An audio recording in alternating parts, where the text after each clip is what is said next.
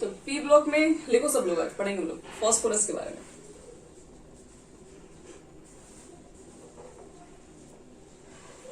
And its compound. सारी properties लगभग हम लोग पढ़ ही चुके हैं। यहाँ पे कुछ कंपाउंड्स के ऊपर बात करेंगे। सबसे पहले बात करेंगे electrons of phosphorus.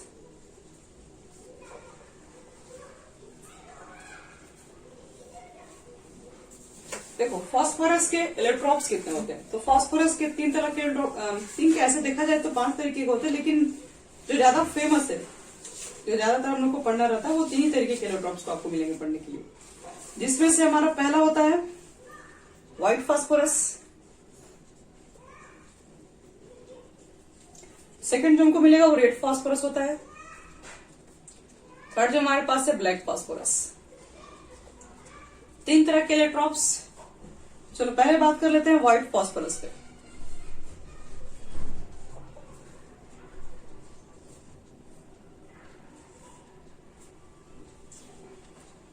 White phosphorus कैसा होता है, तो व्हाइट फास्फोरस एक वैक्सी सॉलिड होता है। वैक्सी सॉलिड है। कलर में कहा जाए तो कलर में क्या कहा जाए, नाम ही इसका व्हाइट है तो व्हाइट ही है। ये आपके पास व्हाइट कलर के होते हैं। नेक्स्ट इसके और बातें समझो। इसमें व्हाइट फास्फोरस को देखोगे तो आप P4 के टर्म में एग्जिस्ट करता है, P4 से इसको लिखा जाता है। और P4 का मतलब है कि 4 फास्फोरस एटम एक साथ ही अटैच होते हैं। इसका ये एटॉमिक फॉर्म इसी तरीके से पाए जाते हैं। चारों एटम एक दूसरे में अटैच रहता है। आप सिंगल भी इसमें जितने रिएक्शन देखोगे सब P4 मिलेंगे। P4 वाले रिएक्शन ज्यादातर आपको पढ़ना होता है। और जो फास्फोरस होता है वो P सिंगल ही लिखते लोग हैं। ये क्या है, P4 के टर्म में एग्जिस्ट करता है। अगर कहीं भी P सिंगल में लिखा तो आप समझ लीजिए कि वो P4 के ही मतलब यूनिट में लिखा हुआ। इसके कंप्लीट स्ट्रक्चर बनाओ इसको। तो फास्फोरस के बाहर 5 इलेक्ट्रॉन है, तो 2 शेयरिंग के 3 शेयरिंग करना पड़ेगा उसको। एक और इलेक्ट्रॉन को शेयर करना पड़ेगा अपने एटॉम्स को कंप्लीट करने के लिए। तो एक यहाँ शेयरिंग कर दो, एक यहाँ शेयरिंग कर दो। एक लोन पेयर इसके पास भी होगा, एक लोन पेयर इसके पास भी होगा, एक लोन पेयर यहाँ पर भी है, एक लोन पेयर यहाँ पर भी है। इस तरीके से होगा। ये व्हाइट फास्फोरस का आपको स्ट्रक्चर मिलेगा। अब व्हाइट फास्फोरस के स्ट्रक्चर में ये भी कहा जाता है 1 2 3 4, ये 4 यूनिट होता है। और व्हाइट फास्फोरस का है एक अनस्टेबल है और बहुत हाईली रिएक्टिव होता है। तो हाईली रिएक्टिव ये क्यों, आपसे कोई भी क्वेश्चन पूछे कि white phosphorus is more reactive, तो रिएक्टिव देखिए इसके पीछे होने के कारण क्या है। एक तो इसका बॉन्ड एंगल याद रखना, दोनों के बीच का बॉन्ड एंगल होता है 60 डिग्री। 60 डिग्री पर ये दोनों फास्फोरस है, उनके लोन पेयर क्या है आपस में बहुत नजदीक नजदीक होंगे। तो एंगल में काफी एंगल स्ट्रेन है, जिसकी वजह से क्या होता है व्हाइट फास्फोरस इजिली क्या कर जाते हैं, ब्रेक कर जाते हैं और आसानी से रिएक्ट वगैरह करना स्टार्ट कर देते हैं। जैसे हम लोग बोल देते हैं शॉर्ट में एक line, due to high angle strain.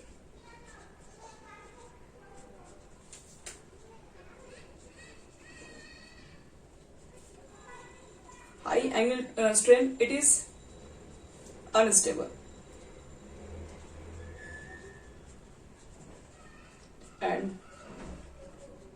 highly reactive.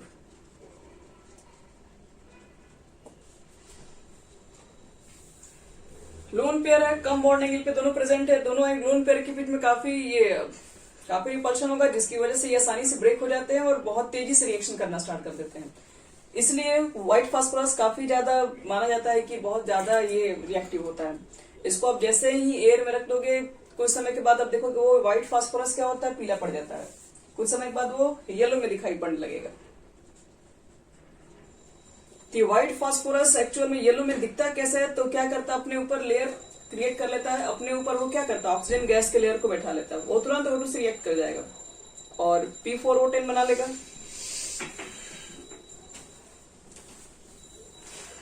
तो लिख सकते हो कि ऑन एक्सपोजर टू लाइट, इसको थोड़ा बहुत due to high angle strain STRAIN, it is unstable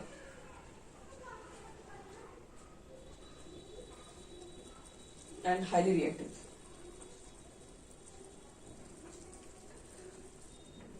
लिखो इसमें on exposure to light white phosphorus turns yellow white phosphorus turns yellow, therefore it is also called yellow phosphorus. White phosphorus को भी बच्चे लोग yellow phosphorus के नाम से जानते हैं. On exposure to light, white phosphorus turns yellow, therefore it is called yellow phosphorus. White ना पूछ के येलो पूछ लेगा तो देखिए दोनों वही एक ही चीज है, कुछ अलग अलग नहीं है.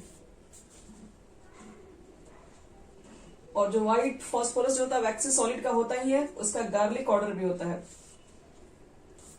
और काफी सॉफ्ट होता है, जिसको हम लोग जैसे सोडियम को नाइफ से काट सकते हैं, फास्फोरस को भी नाइफ से काटा जा सकता है इजीली तरीके से. और इसके बारे में जानिएगा, इसका मेल्टिंग पॉइंट, बॉइलिंग पॉइंट्स काफी मतलब कम नहीं है, फिर भी ठीक है. 553 केल्विन के आसपास होता है. इसका बॉइलिंग पॉइंट्स, खैर आपसे मेल्टिंग पॉइंट, बॉइलिंग पॉइंट कोई नहीं पूछेगा, वो छोड़ दीजिए. इसका इग्नाइशन टेम्परेचर याद रखिएगा बहुत कम होता है. वो क्या कहता है कि रूम टेम्परेचर पर ही क्या होता है कि बर्न होना स्टार्ट हो जाता है व्हाइट फास्फोरस. तो रूम टेम्परेचर पर ही जब ये बर्न होना स्टार्ट हो जाएगा तो हम लोग क्या करते हैं, लिख सकते हैं, एक मिनट यहाँ पर इस बातों को जरूर लिख दीजिए. लिखो तो, because of very low ignition temperature, because of very low ignition temperature, IGNITION, it is always kept under water. It is always kept under water. Ignition temperature इसका 303 केल्विन है. 303 केल्विन का मतलब क्या है, 273 में से निकालो तो 273 जीरो हो गया. और यानी कि 30 डिग्री सेल्सियस पर ही क्या होने लगेगा, बर्न होना स्टार्ट हो जाएगा. तो इसलिए हम लोग क्या करना पड़ता है, इसको हम लोग स्टोर करके रखते हैं वाटर के अंदर, ताकि किसी तरह का आग लगने से बच सके. क्योंकि 30 डिग्री टेम्परेचर तो लगभग मिल ही जाएगा आपको सुबह से शाम तक, कभी न कभी एक बार. अभी नहीं, ठंडे के टाइम ज्यादा नहीं. चलो व्हाइट फास्फोरस के बारे में हो गया बात. और एक चीज और याद रखिएगा, व्हाइट फास्फोरस वाटर्स में नहीं डिसॉल्व होता है. इसको डिसॉल्व करने के लिए हम लोग कार्बन डाइसल्फाइड यानी ऑर्गेनिक सॉल्वेंट में व्हाइट फास्फोरस को डिसॉल्व किया जाता है. व्हाइट फास्फोरस के बारे में हो गया. अब बढ़ते दूसरा. अच्छा एक मिनट, व्हाइट फास्फोरस के कुछ रिएक्शन भी बता दें. इन रिएक्शन में ज्यादा नहीं, कुछ एक दो रिएक्शन इंपॉर्टेंट है, ध्यान रखिएगा. फर्स्ट रिएक्शन विथ, सिर्फ व्हाइट फास्फोरस का बता रहे हैं. रिएक्शन विथ लिख दो बेस NaOH, ये इसका बहुत इंपॉर्टेंट रिएक्शन है. यानी कि व्हाइट फास्फोरस को अगर रिएक्शन करा दोगे NaOH के साथ प्लस वाटर, एक्वस बेस लिख दो या एक्वस अल्कली लिख दो, क्या फॉर्म होता है, ये फॉस्फिन बना लेता है PH3 और सोडियम हाइपोफॉस्फाइड बनाता है NaH2PO2. इसको बोलते हैं सोडियम हाइपोफॉस्फाइड. सोडियम हाइपोफॉस्फाइड. बैलेंसिंग देखोगे, यहां पर कर दो 3, यहां पर भी कर दीजिए 3, बाकी सब बैलेंस हो गया. व्हाइट फास्फोरस को बेस से रिएक्शन करा दोगे तो फॉस्फिन गैसेस बन जाता है और उसके साथ आपके पास सोडियम हाइपोफॉस्फाइड बनाते हैं. इसको हीट कर देते हैं इनर्ट टेम्परेचर रख के. इनर्ट मतलब O2 वगैरह नहीं देते, यहाँ पे आप CO2 गैस डाल सकते हैं. तो यहाँ पर बनता है फॉस्फिन और ये एक होता है डिस्प्रपोर्शनेशन रिएक्शन होता है. डिस्प्रपोर्शनेशन रिएक्शन का मतलब ये होता है कि आपके पास व्हाइट फास्फोरस जो यहाँ दिख रहा है, इस कंपाउंड का ऑक्सीडेशन भी हो रहा होगा, इसी कंपाउंड का रिडक्शन भी होता है, इसलिए थोड़ा फेमस रिएक्शन है डिस्प्रपोर्शनेशन रिएक्शन.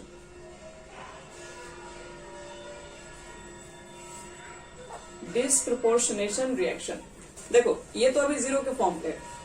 यहां पर चेक करो, इसको x मानोगे, ये आपके पास 1 × 3 = 0 है, तो p का मान यहाँ -3 हो गया होगा. यहाँ पर फास्फोरस निकाल के चेक कर लो, सोडियम का होता है +1, 2 इसका भी मिला के हो जाएगा, कुल मिला के इधर से 3 निकल के आएगा और ऑक्सीजन का यहाँ पर हो जाएगा कितना, -4 हो जाएगा. -4 यानी कि -1 यानी कि प्लस. तो देखो 0 से +1 बढ़ गया, 0 से -3 क्या हो गया, कम हो गया। तो इस कंपाउंड का इसमें ऑक्सीडेशन भी है फास्फोरस का, इसी का रिडक्शन भी है, मतलब एक ही एलिमेंट्स का ऑक्सीडेशन भी हो रहा है, रिडक्शन भी हो रहा है, तो इसका मतलब है वो रिएक्शन होता है डिस्प्रपोर्शनेशन रिएक्शन।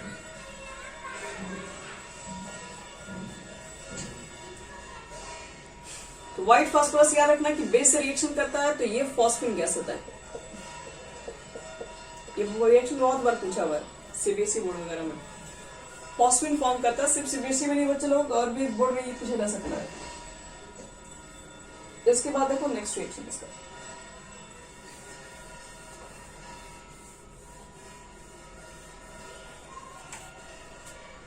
अगर कोई क्लोरीन से रिएक्शन करा दोगे तो रिएक्शन जब क्लोरीन से करा दीजिएगा Cl2 के साथ, तो या तो ये बना लेगा PCl3 या बना लेगा PCl5, दोनों तरह का रिएक्शन कर लेगा। PCl3 बना लेगा और ये PCl5 भी फॉर्म करता है। PCl3 बनाना है तो यहाँ 4 लिखो, 4 के 12, यहाँ 6 लिख दो। PCl5 बनाना है 420 यानी कि आपको 10। और मेटल से रिएक्शन करेगा तो फॉस्फाइड बना देगा। मेटल से रिएक्शन कराओगे व्हाइट फास्फोरस का तो फॉस्फाइड बना लेगा। मेटल्स बोले तो सोडियम से रिएक्शन करा दो व्हाइट फास्फोरस का, तो आपके पास मेटल फॉस्फाइड बना लेगा, यानी कि Na3P। यहां पर आपको 12 लिख आना पड़ेगा। हो गया।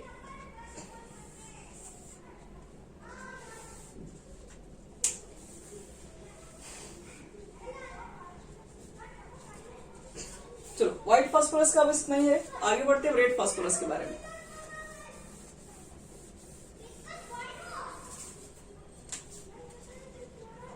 रेड फास्फोरस,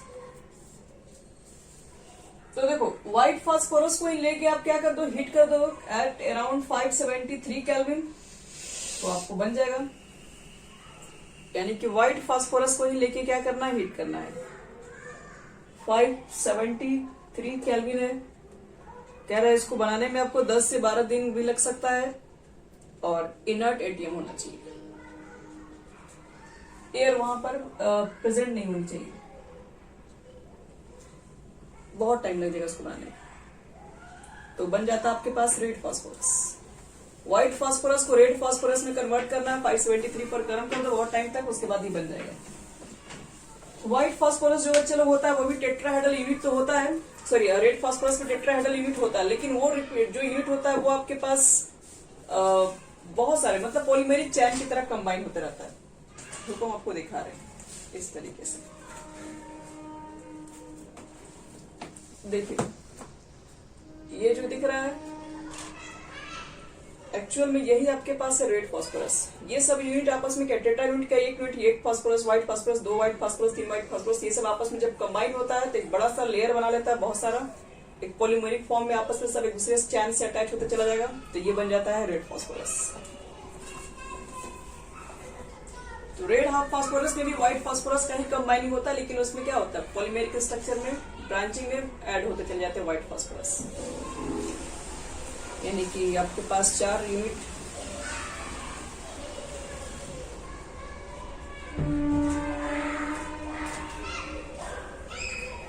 एक मिनट ये दोनों में नहीं आएगा।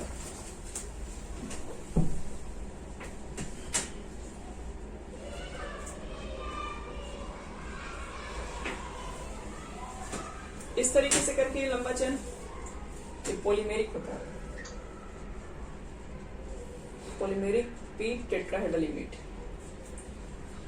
Polymeric P4 tetrahedral unit. Tetrahedral unit को रिपीट किया जाता है बहुत बार। इसके बाद देखो इसकी भी कुछ प्रॉपर्टीज है, फिर इसकी थोड़ी बहुत रिएक्शंस भी है। अब देख रहे हो कि इतना ज्यादा लंबा चैन है तो इसका चैन ब्रेक करना इजी नहीं है। जब चैन ब्रेक करना इजी नहीं है तो रिएक्शंस भी कम देता है रेड फास्फोरस। यानी कि अगर इसका भी कलर चेक किया जाए तो इसके क्या होता है, नाम में लगा हुआ है रेड फास्फोरस है। रेड फास्फोरस हम लोग देखे भी है, मैच बॉक्स के ऊपर लगा भी रहता है। ये व्हाइट फास्फोरस तो थोड़ा आपको पॉइजनस नेचर भी होता है, ये पॉइजनस नेचर का भी होता है, लेकिन दोनों की एक प्रॉपर्टी है कि दोनों वाटर के अंदर सॉल्युबल नहीं होते हैं। ये भी अल्कोहल्स और कार्बन डाइऑक्साइड के अंदर ही सॉल्युबल्स होते हैं। और ये जो होता है आपके पास व्हाइट फास्फोरस काफी रिएक्टिव होता है, तो आप देखेंगे कि जैसे ही इसको छोड़ देंगे वो तुरंत येलो कलर का हो जाएगा।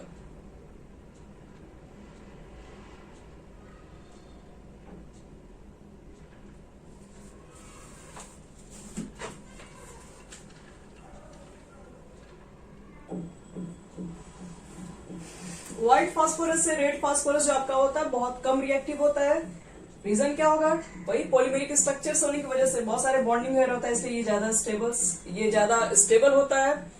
व्हाइट फास्फोरस अनस्टेबल होता है क्योंकि इसने एंगल स्ट्रेंथ की वजह से छोटे से मॉलिक्यूल्स में ज्यादा लोन पेयर्स यहाँ पर प्रेजेंट होता है। यहाँ पर ये ज्यादा स्टेबल होती है, इसलिए स्टेबल है क्योंकि इसके अंदर बहुत सारी ब्रांचेस हैं मॉलिक्यूल्स के अंदर, तो इसलिए इतनी आसानी से वो क्या होता है, आसानी से उसकी इग्नाइशन टेम्परेचर काफी कम होती है, वो आसानी से कैच मतलब कर लेता है, आग वगैरह पकड़ लेता है तुरंत। लेकिन ये जो तुम्हारा रेड फास्फोरस है, ये इग्नाइशन टेम्परेचर उससे कहीं ज्यादा होता है, 543 के आसपास है इसका, इसलिए ये आसानी से रूम टेम्परेचर पे आग वगैरह नहीं लगता, इसलिए स्टेबल ज्यादा होता है। और कुछ खास नहीं इसमें ज्यादा। बर्न करोगे तो यहाँ पर भी P4 O10 ही बनेगा, PCl3 बनेगा, PCl5 टाइप्स के बनेंगे। और एक सबसे बड़ी बात जो यहाँ बताने लायक है, red phosphorus do not react with alkalis. जो भी आप पढ़े थे PH3 जो फॉस्फिन फॉर्म हुआ था, रेड फास्फोरस रिएक्ट नहीं करता अल्कलीन के साथ। अगर रिएक्ट नहीं करता है तो हमको ये बहुत फायदा होगा पहचान करने में। व्हाइट फास्फोरस रेड फास्फोरस को सेपरेट करने के लिए बहुत अच्छा प्रॉपर्टीज मिल गया। क्या प्रॉपर्टीज होगा कि व्हाइट फास्फोरस आपका रिएक्शन कर देता है बेस के साथ, रेड फास्फोरस अल्कलीज के साथ रिएक्शन नहीं करता है। तो बस अब रेड फास्फोरस में और कुछ नहीं है, बाकी जो केमिकल प्रॉपर्टीज है दोनों में सेम है, इसलिए कुछ बता नहीं है इसमें। रेड फास्फोरस के बाद तुम्हारे मिलेगा ब्लैक फास्फोरस।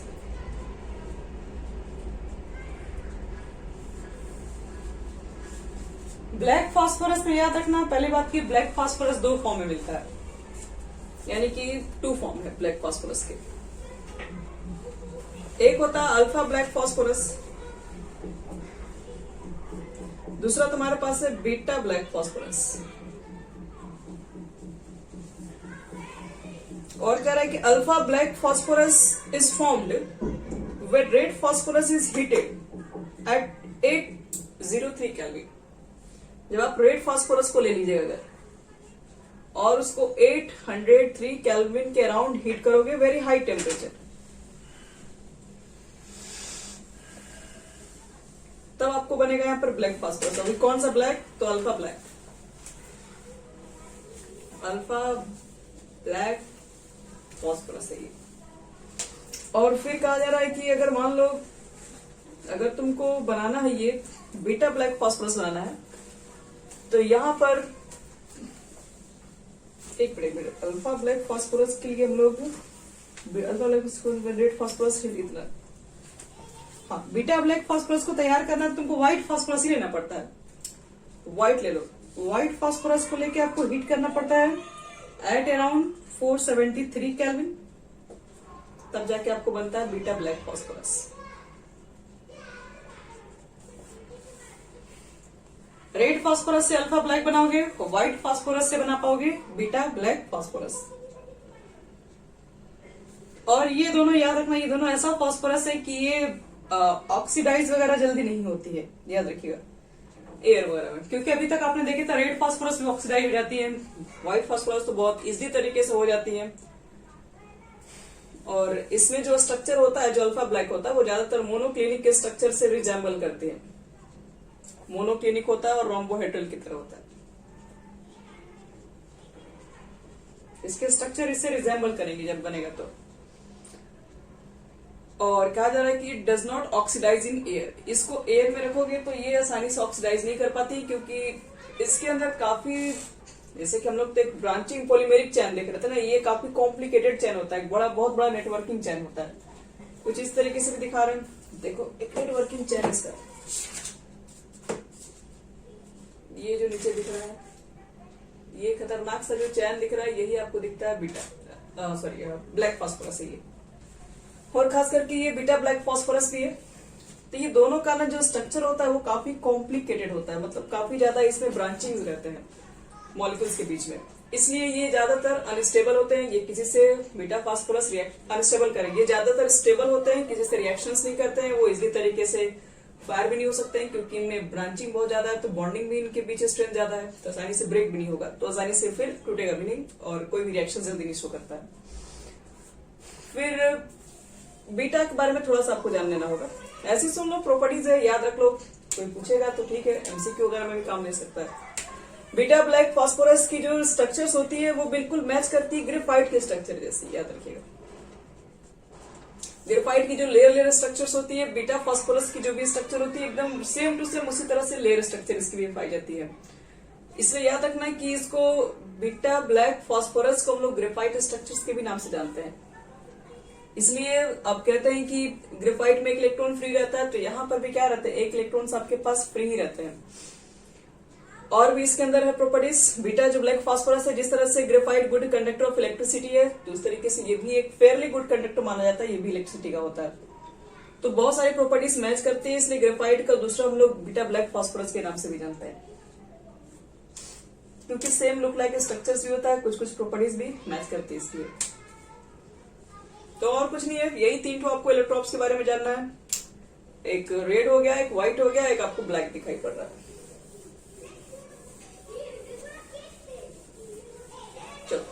ये हमारा हो गया तीनों इलेक्ट्रॉन्स के बारे में नॉलेज। प्रॉपर्टीज हम लोग देख लिए, इसमें कौन कौन से हमारे पास प्रॉपर्टीज है। अब थोड़ा सा फॉस्फेट के बारे में पढ़ ले रहे हैं। फॉस्फेट कंपाउंड ऑफ फास्फोरस लिख सकते हो।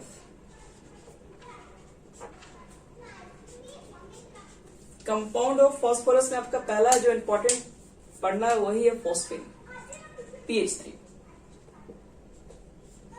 फॉस्फेट।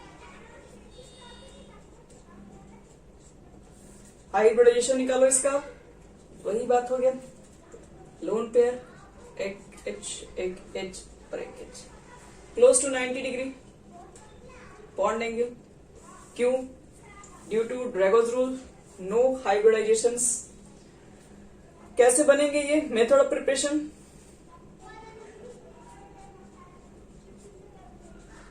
मेथड ऑफ प्रिपरेशन देखिए, अभी तो एक मेथड अभी आप खुद बनाए, व्हाइट फास्फोरस को अल्कलीज से रिएक्शंस करा के, एक तो आप अभी खुद कुछ देर पहले ही बनाए हो, और एक और रिएक्शन देख लो। अगर हम लोग कैल्शियम फॉस्फाइड ले लें, या फिर कैल्शियम फॉस्फाइड को हम लोग वाटर के साथ हाइड्रोलाइसिस करा दो, या फिर एसिड के साथ रिएक्शंस करा दो, ये दोनों ही कंडीशन में बन जाएगा तुम्हारा। एक कैल्शियम हाइड्रोक्साइड बन गया इस कंडीशन में, और इस कंडीशन में कैल्शियम क्लोराइड बनेगा, लेकिन दोनों ही कंडीशन में PH3 फॉर्म होगा फॉस्फेट। ये भी इंपॉर्टेंट रिएक्शन है, ध्यान रखना। ये 3 निकलेगा मॉलिक्यूल्स सबका। फॉस्फोरस 2 दिख रहा है, तो यहाँ पे 2 लिख दो, यहाँ पे भी 2 लिख दो। 3 कैल्शियम है, 3 और 3 यहाँ लिख दो।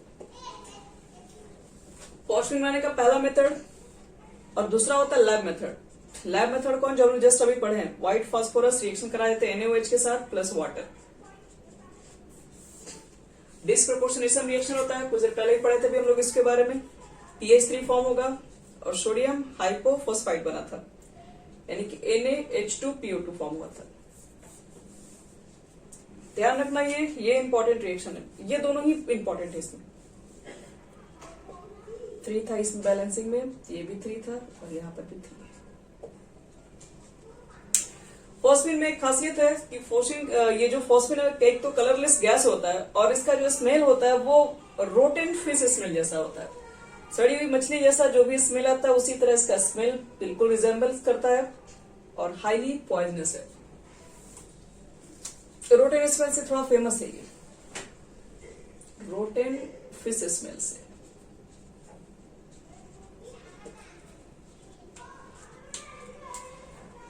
और स्लाइटली सोल्यूबल वाटर, और इसके अंदर कुछ खास रिएक्शंस नहीं है। फॉस्फेट के बच्चे लोग बस इतना ही है इसके बारे में। फॉस्फेट के बाद आप देखेंगे फास्फोरस के हैलाइड्स आते हैं, हैलाइड ऑफ फास्फोरस अगला कंपाउंड। तो फास्फोरस के हैलाइड में 2 ही हैलाइड फेमस है, सबको पता है, एक PCl3 होगा, एक PCl5 होगा।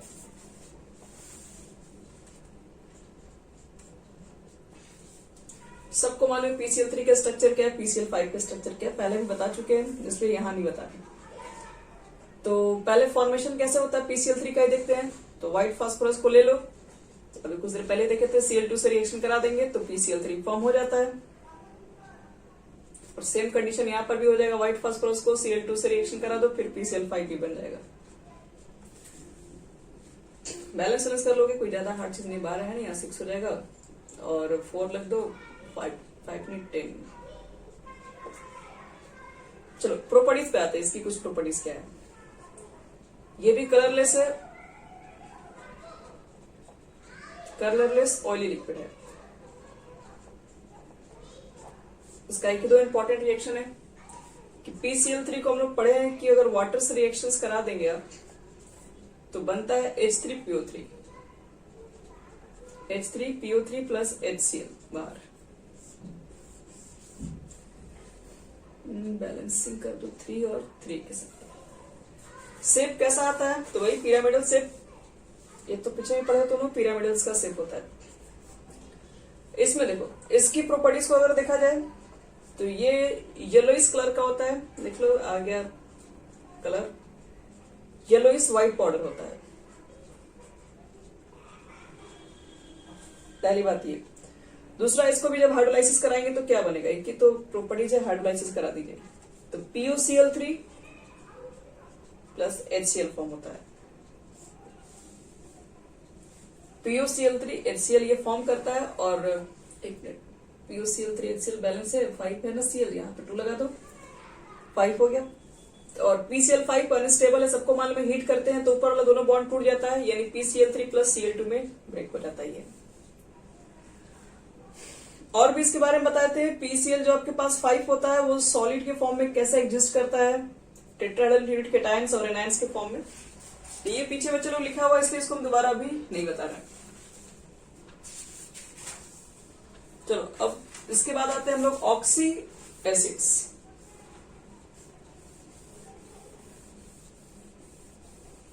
ऑक्सो एसिड ऑफ फॉस्फोरस अब नया हेडिंग हमारा है।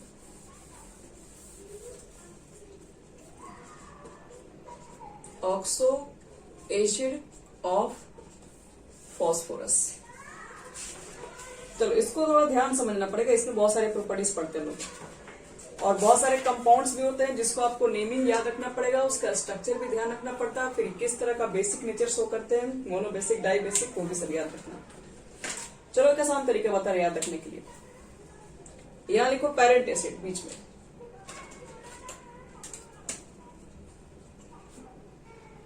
Parent acid.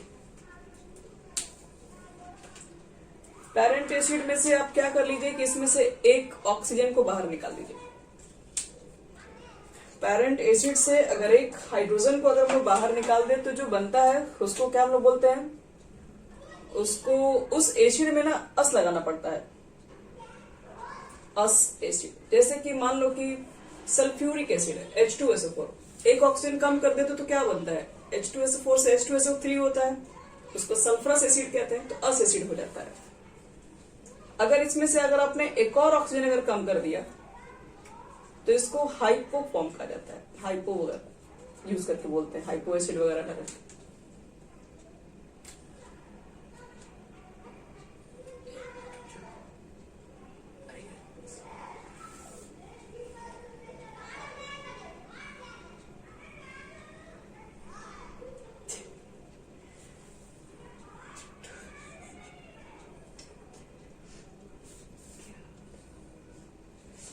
हाइपो फॉर्म लोग यूज कर लेते हैं फिर गलती से। और अगर मान लीजिए इसमें से अगर आपने वाटर मॉलिक्यूल बाहर निकाल दिया तो इसको मेटा फॉर्म बोलते हैं।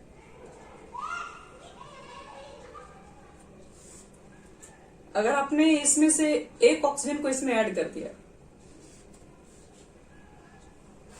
तो पर फॉर्म बोलते हैं। पर फॉर्म मत लिख देना, पर फॉर्म अलग अलग लिख देना, पर फॉर्म बोला जाता है।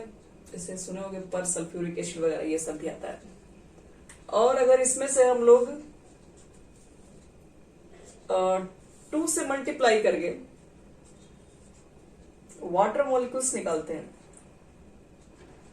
तो इसको हम लोग पायरो बोलते हैं, पायरो एसिड। तो फिलहाल इतना ही करते हैं, एक क्वेश्चन लेते हैं, इसका फॉर्मूला निकालते हैं, फिर इस पे उसका स्ट्रक्चर्स वगैरह देख लेंगे तो समझ में आ भी जाएगा कैसे कैसे बनता है। देखो कोई एग्जांपल ले लो इस पे। तो हम फास्फोरस पढ़ रहे हैं, तो फास्फोरस के एसिड ले रहे हैं, H3PO4 ले रहे हैं। H3PO4 को क्या बोलते हैं? H3PO4 को हम लोग फॉस्फोरिक एसिड बोलते हैं, फॉस्फोरिक एसिड। चलो इसमें से निकाल दो तुम एक ऑक्सीजन को, तो क्या होगा? H3PO3। इसको क्या बोलेंगे? H3PO3 को। देखो ये तो बगल में लिखा हुआ है, एक ऑक्सीजन निकालिएगा तो अस लगाइएगा, तो इसको बोलना पड़ता है फॉस्फोरस एसिड।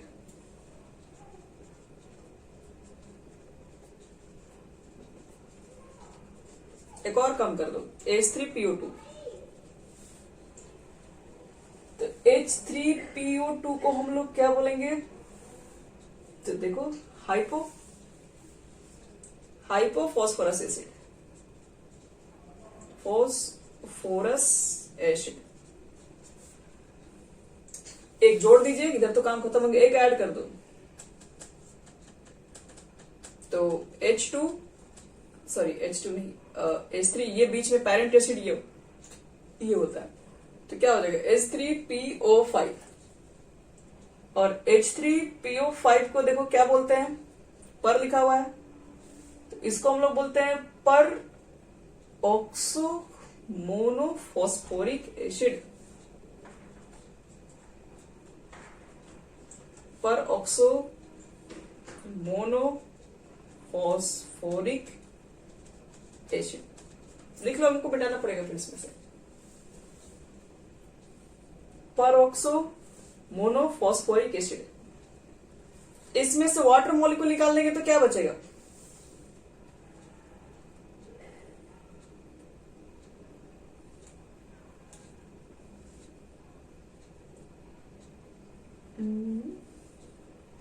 एक मिनट,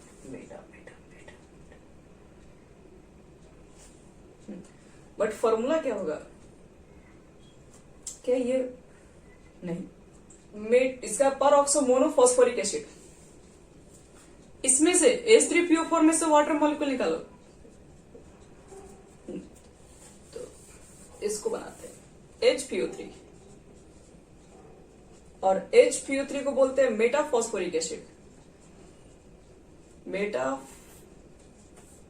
नहीं, वाटर मॉलिक्यूल निकालोगे इसमें से तो H2O निकल गया, तो H ही ना बचेगा सिर्फ। तो ये हमारा मेटाफॉस्फोरिक एसिड हो गया। चलो इसमें से 2 से मल्टीप्लाई करके वाटर मॉलिक्यूल बाहर निकालो, क्या होगा? पहले 2 से मल्टीप्लाई कर लो, तो H6P2O8, और वाटर मॉलिक्यूल निकालोगे H2O, तो कितना बचेगा? H4P2O7। H4P2O7 को क्या बोलते हैं? पायरो वर्ड यूज कर दो, H2P4O7। एक P2 और P4 की P2, इसको बोलते हैं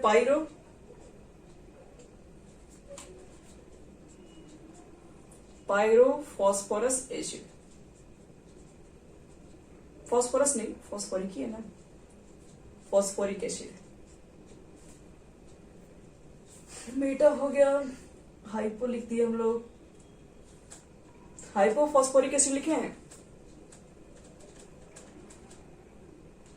नहीं, हाइपोफॉस्फोरिक एसिड नहीं लिखे, तो हाइपोफॉस्फोरिक एसिड भी लिखवा दे। लिख दो हाइपो कब यूज होता है, ये पूरा हो गया।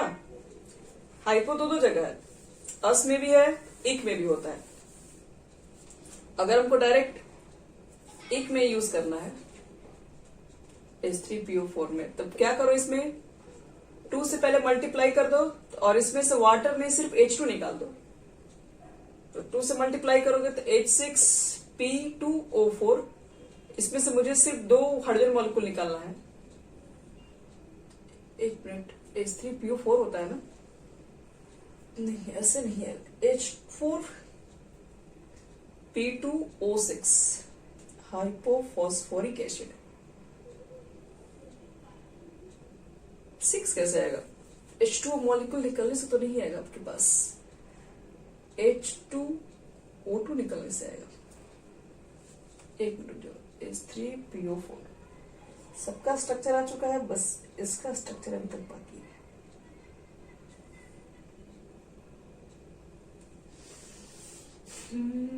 अगर हम लोग से मल्टीप्लाई कर देंगे तो H4P2O8, और हमें निकालना क्या पड़ेगा? नहीं, 3 2 6। अच्छा एक मिनट, 6 हो गया। तो हमें चाहिए कितना? H4P2O6। इसके लिए हमें क्या क्या निकालना पड़ेगा? H2 निकालना पड़ेगा और O2 निकालना पड़ेगा। अच्छा, तो H2 और O2 निकालने के बाद, निकालिए इसमें दोनों। H2O2 निकालने के बाद जो बनेगा उसको बोलते हैं पर फॉस्फोरिक एसिड, जिसका फॉर्मूला आपके पास हो जाएगा H6P2, सॉरी H6 नहीं, H4P2O6। तो पहले क्या काम करना पड़ेगा ना, जितना बताया पहले तो याद करना पड़ेगा सबको, तुम लोग को सारा फॉर्मूला, इसका नेमिंग। नेक्स्ट क्लास में इसी के ऊपर अभी हम बात करेंगे ऑक्सो के बारे में।